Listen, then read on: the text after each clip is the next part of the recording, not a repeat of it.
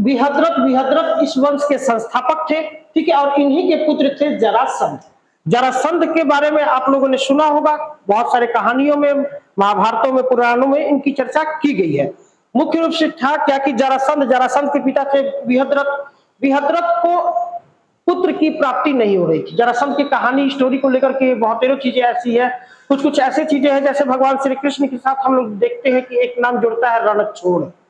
नाम सुने होगा ना, ये रणछोड़ नाम क्यों जुड़ा? ये सारे के सारे प्रसंग कहीं ना कहीं वो जरासंध के इर्द गिर्द ही घूमते हैं, और जिस घटना ने भगवान श्री कृष्ण के नाम के साथ रणछोड़ जोड़ दिया, यानी उन्हें रण युद्ध भूमि को छोड़ने पर विवश किया, ये कहीं ना कहीं ये जरासंध से ही रिलेटेड था। जरासंध के जन्म के विषय में एक कहानी ये है कि जरासंध के पिता विहद्रथ थे। विहद्रथ को कोई संतान नहीं हो रहा था। संतान नहीं हो रहा था तो उन्होंने क्या किया कि तब यज्ञ करवाया। तो यज्ञ करवाने के बाद जो ऋषि होते वो ऋषि प्रसन्न होकर के उन्हें एक फल देते हैं कि ये फल लो और ये फल ले जाकर के आप अपनी वाइफ को खिला देना। इससे क्या होगा कि तुम्हें एक बहुत ही अच्छे योग्य पुत्र की प्राप्ति होगी। अब जैसे ही वो फल लेकर के घर पे आते हैं तो राजा की तो दो रानियां थी, और दोनों रानियों ने सोचा आपस में चर्चा कर करके, अगर दोनों फल हम आधा आधा खा लेते हैं तो हो सकता है कि हम दोनों को अच्छा योग्य पुत्र प्राप्त हो। हुआ भी एक तरीके से। अब दोनों ने फल के दो टुकड़े किए और दोनों टुकड़े करने के बाद आधे आधे उस फल को खा लेते हैं। खा लेने के बाद अब जब कुछ समय के बाद उन महिलाओं को, दोनों की जो विहद्रथ की रानियां थी, विहद्रथ की रानियों को संतान होता है, परंतु फल जैसे उन्होंने आधा आधा खाया था उसी प्रकार से संतान भी आधा आधा होता है। शरीर का आधा भाग एक महिला से और शरीर का आधा भाग दूसरी महिला से होता है, दूसरी पत्नी से। अब ये देख करके विहद्रथ काफी ये हो जाते हैं कि ये तो धोखा हो गया, हमने एक तरीके से तपस्या किया था, तो बाद में जब उन्हें पता चलता है कि रानी जो थी, ये रानी सब फल का टुकड़ा करके आधा आधा खाई थी, इसलिए आधा आधा पुत्र हुआ। इसके बाद क्या करते हैं कि विहद्रथ उस बच्चे को कहते कि अब मैं इस बच्चा को रख करके क्या करूंगा, उस बच्चे को वो जंगल में फेंकवा देते हैं, जंगल में छुड़वा देते हैं। जंगल में, जिस जंगल में छुड़वाए हुए थे, तो कहा जाता है कि उसी जंगल में आसपास उसमें एक राक्षसी थी, जो मायावी राक्षसी थी, जिसका नाम था जरा नाम की एक मायावी राक्षसी थी, और वो उसी जंगल में रहा करती थी। जब वो उस जंगल से गुजर रही थी तो उसने बच्चे को देखा। बच्चे को देखने के बाद उस राक्षसी ने क्या किया कि अपने मायावी शक्ति से उस दोनों टुकड़ों को फिर से जोड़ करके एक कंप्लीट बच्चा बना दिया।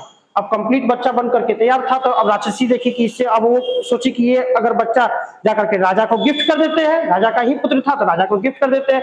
राजा जैसे ही देखते हैं एक रूप में जुड़े हुए उन दोनों टुकड़ों को, शरीर के टुकड़ों को, तो राजा को काफी प्रसन्नता होती है, खुश हो जाते हैं विहद्रथ। और उसी राक्षसी के नाम जो जरा था, जरा के नाम के साथ इनका नाम रख दिया गया जरासंध।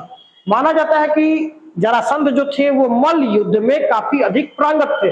मल्ल युद्ध में उन्हें एक तरीके से काफी पारंगतता प्राप्त थी और बड़े बड़े युद्धों को उन्होंने जीत रखा था। क्लियर यहाँ पर। अब इसी के संदर्भ में एक और घटना रिलेटेड है, जैसे कि आप लोगों ने सुना होगा कंस को जानते हो ना, श्री कृष्ण भगवान के मामा थे कंस। और कंस जो थे, कंस के जरासंध जो था वो कंस का ससुर था। जरासंध की दो पुत्रियां हुई और दोनों ही पुत्रियों का शादी हो गया था कंस के साथ शादी हो गया। अब उधर क्या हुआ कि भगवान श्री कृष्ण के द्वारा कंस की हत्या कर दी गई। कंस की हत्या कर दी जाती है तो अब ससुर तो बदला लेंगे ना जी, दामाद चला गया है, बेटी दोनों विलाप कर रही है सबकी, पिताजी आप तो इतने बड़े मल्ल युद्ध में पूरी तरीके से शूरवीर है और आपकी दोनों की दोनों बेटियां विधवा हो चुकी है, आपको इसका न्याय करना चाहिए। दोनों बेटियां पहुंची जरासंध के पास। जरासंध ने कहा कि हम अब इसका बदला लेंगे, ठीक है। अब जरासंध अपनी विशाल सेना लेकर के वो मथुरा की तरफ आक्रमण कर देते। मथुरा, चूंकि भगवान श्री कृष्ण मथुरा में शासन कर रहे थे, वहां पर उनकी राजधानी थी, मथुरा पे आक्रमण करते हैं। तो जरासंध मगध के सम्राट थे, तो इनका सहयोग अन्य लोगों ने किया था। उसी में से इनके सहयोगी में एक सहयोगी थे जिनका नाम था काल यवन जो थे इनके सहयोगी थे जरासंध के। और काल यवन को भगवान से यह वरदान प्राप्त था कि पृथ्वी लोक पे तुम्हें कोई पराजित नहीं कर सकते। अब इतनी बड़ी विशाल सेना लेकर के जरासंध मगध से पहुंचते हैं, मथुरा की तरफ कूच कर जाते हैं, मथुरा की तरफ निकलते हैं। मथुरा की तरफ जैसे ही निकलते तो इसकी सूचना भगवान श्री कृष्ण को प्राप्त होती है कि जरासंध आ रहा है आक्रमण करने के लिए। और साथ में काल यवन अन्य जो लोग हैं, वीर योद्धा हैं, वो उनका समर्थन कर रहे हैं।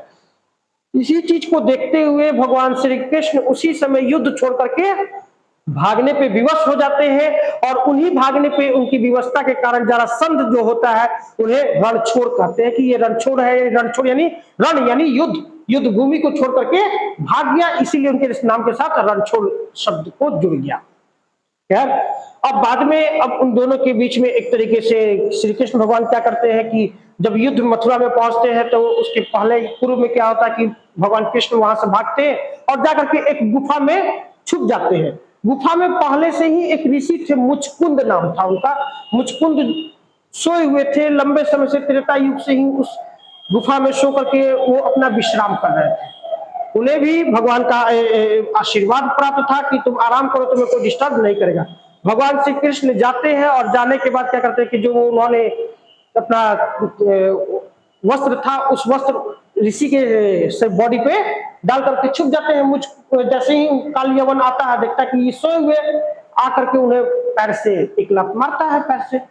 अब इसी के संदर्भ में जैसे ही मुचकुंद अपना आंखें खोलते हैं तो काल यवन पूरी तरीके से जल करके भस्म हो जाता है।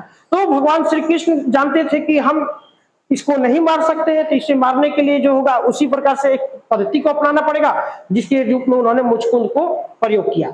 खैर, अब युद्ध यहां से तो एक तरीके से अभी युद्ध टला नहीं था। उसके बाद जरासंध फिर अपने वापस आ जाते हैं। फिर भगवान श्री कृष्ण और भीम ये क्या करते हैं कि एक तरीके से ब्राह्मण का वेश बना करके जरासंध को युद्ध के लिए ललकारते हैं। मल्ल युद्ध के लिए आप हमारे साथ मल्ल युद्ध करो, और दोनों के बीच में मल्ल युद्ध होता है, भयंकर मल्ल युद्ध होता है। माना जाता है कि ये जो मल्ल युद्ध था टोटल 28 दिनों तक चला था। 28 दिनों तक ये मल्ल युद्ध चला, और इस मल्ल युद्ध में कोई परिणाम प्राप्त नहीं हो पा रहे थे, क्योंकि जरासंध के बारे में हम लोगों ने देखा कि एक मायावी तरीके से उनका बॉडी के पार्ट को ऐसे करने के बाद फिर से वो वापस जुड़ जाते थे। अब जुड़ जाते थे तो ये प्रोसेस करते करते मल्ल युद्ध चलते चलते 28 दिन बीत गए। 28 दिन बीत गए तो उन्हें अब किसी प्रकार की सफलताएं प्राप्त नहीं हो रही थी। तब वहीं पे भगवान श्री कृष्ण एक इशारा करते हैं, पत्ता को तोड़ते हुए अपोजिट डायरेक्शन में फेंकने का इशारा देते हैं। अपोजिट डायरेक्शन में फेंकते हैं, जिसके कारण अब जरासंध पुनः जुट नहीं पाता है और जरासंध की मृत्यु हो जाती है। आज भी आप देखिएगा तो राजगीर में जो है जरासंध का अखाड़ा है, और वहां पे माना जाता है कि जरासंध यहीं पर अपने मल्ल युद्ध का अभ्यास किया करते थे।